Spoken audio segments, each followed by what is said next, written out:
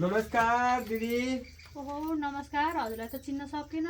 म चाहिँ यो गाउँमा नयाँ आएको कृषि प्राविधिक। यो गाउँको कृषिको काम सबै मैले हेर्छु। अब यो गाउँमा चाहिँ कोठा लिएर बस्नुपर्ने भयो। अरूको ढलान घरै देखिन। यहाँ चाहिँ एउटा ढलान घर देख्यो। के यो घर हजुरकै हो? मेरै हो। अनि सुन्नु न, अब यो घर कहिलेसम्म तयार होला त? अब 1 महिनामा त तयार हुन्छ यो घर। अब 1 महिनापछि तयार भएपछि मलाई एउटा कोठा बस्न दिनुहुन्छ त? मलाई मात्र भनेर हुँदैन, घरमा गर्ने भन्ने आमा हुनुहुन्छ, सबै आमालाई सोध्नुपर्छ। अनि हजुरको श्रीमान चाहिँ हुनुहुन्न? हुनुहुन्छ, सहरतिर काम गर्नुहुन्छ। ए सुन्नु नि त, आमा कता हुनुहुन्छ त? म आमालाई सोध्छु नि त। आमा यहाँ पर घरमा हुनुहुन्छ, सोध्नु न त जानु। तपाईँ आउनुहुन्न? मेरो काम छ यहाँ। ल हुन्छ, म आमालाई सोध्छु है त। हुन्छ। ल आमा नमस्कार। नमस्कार बाबु। बाबुलाई चिन्न सकिएन। म चाहिँ हजुरको बुहारीको माइती गाउँले भाइ। अनि हजुरको बुहारी अस्ति नै माइत जाँदा भाइ मेरो त बेमा जाने एउटा तिलरी पनि छैन।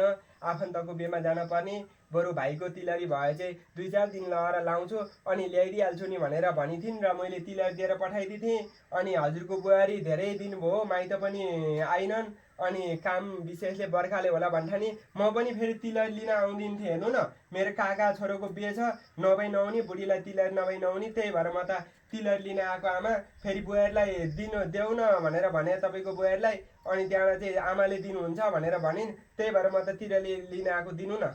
सुन जस्तो कुरो बाबु, बुहारीलाई नसोधी म दिन सक्दिनँ। म त फोन गरेर सोध्छु। अब सोध्नै पर्दैन आमा, मैले भनेपछि। अब म त्यस्तो म नराम्रो मान्छे होइन। तैपनि अब सोध्नुहुन्छ भने सोध्नु नि त एकपल्ट। के भएर सोध्न भइहाल्छ नि। बुहारी दिने हो? दिनु आमा दिनु। ए ल ल ल ल जानु त ल्याउनु त आमा। बाबु लाउनु नि त तिलरी।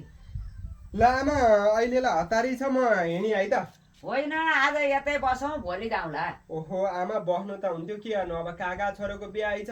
अब सबै काम आफैले गर्नुपर्छ। निम्तो बाँड्नेदेखि लिएर किनमेलदेखि लिएर सबै काम नगरी हुँदैन।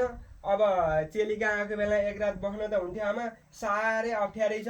त्यही भएर अहिलेलाई जान्छु, पछि आउँदा बसौँला नि है त आमा। यसो खाजा साजा त खाएर जाउँ। खाजा खाने फुर्सद नै छैन कि आमा। साह्रै कामको चापै छ।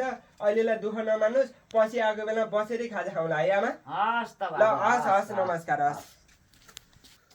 कहाँ जान आएको भएको आमा? म त बारीमा जाउँ भने। अनि ऐना आएको मान्छेलाई कोठा दिनुभयो त? कहाँको कोठा भन्छ यो? तेरो माइती गाउँको भाइ भने होइन ती त? यहाँ तिलरी माग्न आएका छन्। अस्ति तैँले तिलरी ल्याएको थियो अरे माइत जाँदाखेरि बेमा जानलाई। मैले त दिएर पठाइदिएँ। अब के को मेरो माइती गाउँको भाइ हुनु, कृषि प्राविधिक भनेर कोठा खोज्न आएका, तिलरी पो दिएर पठाएको?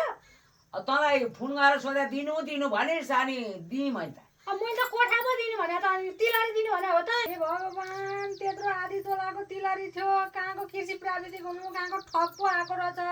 कहाँ पुगिसक्यो होला? पुलिस चौकी पो जानु पर्यो। तपाईँ भित्र जानु है, म पुलिस चौकी जान्छु।